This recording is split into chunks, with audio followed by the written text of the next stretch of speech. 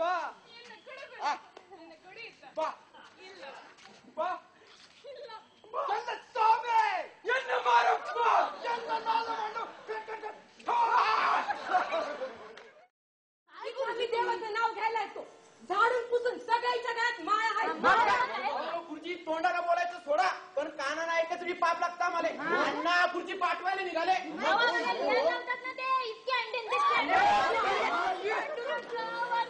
बाई हो बाई आम्ही मुद्दामून नाही टाकेल आहे ते तसं वरूनच छापेल आहे ते अंड्याचं हे बघा माझा भाऊ बघा बघा माझा भाऊ हे बघा अहो सुलोचनाबाई पुस्तकात बी अंडेच लिहिलं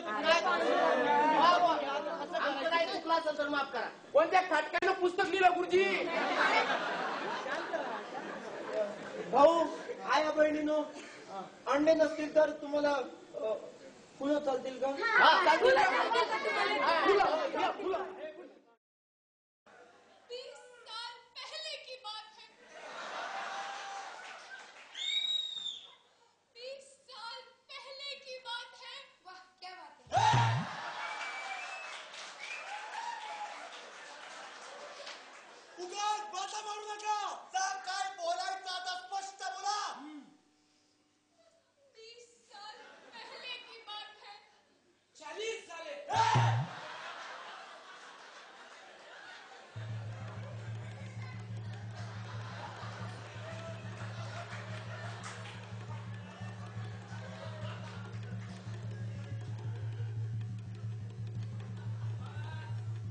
मग काय म्हातार बाबा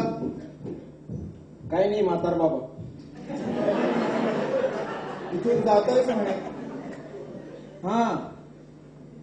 वेळ झाली आता निघायची कुठं वाट दिसेल तिकडं फिरस्ताय म्हणायचा एका जागी राहिलं की काटे बोचताच वाटतं तुला धोंडा नदीत एका जागी पडून राहिला तर त्याच्याकडून पाणी जात नाही अशी म्हण आहे नाही का अरे ते दगडधोंडांबद्दल झालं पण माणसांनी कसं एकाच जागी राहावं त्यांनी असं झुरळासारखं असं नाही झुरळ जिकडे जावं वाटेल तिकडे जातात माणसानं स्वतःसाठी एक जागा निश्चित केली पाहिजे पण एखाद्यासाठी सगळीकडे जागा असेल तर मग तो भटक्या म्हणायचा बिनकामाचा माणूस अरे माणसाचा काहीतरी उपयोग झाला पाहिजे त्यानं काही काम केलं पाहिजे असतात बो अशी लोक पण दुसऱ्या प्रकारची माणसं असतात हा आता तुझंच घे तुला खुद्द देवाने सांगितलंय मी काय लो माणूस हो पण तरी पण तू जसं आहेस तसंच राहशील नाही का मी काही लिंदू चहा घ्यायला चल त्याच्या नादी नको लागू ए आजच्या आज इथनं तोंड काळ कर काय हो ना ए चल नाही का तू म्हाताऱ्या तुझी जीभ फार चालते नाही कोण जाणे कदाचित तू कुणी फरारी गुन्हेगारी अशी चल निघ का तुझ्या काकाला बोलवणार बोलव तुझ्या काकाला एका फरारीला पकडायचं म्हणून म्हणजे त्याला बक्षीस मिळू शकतं 3 कोपे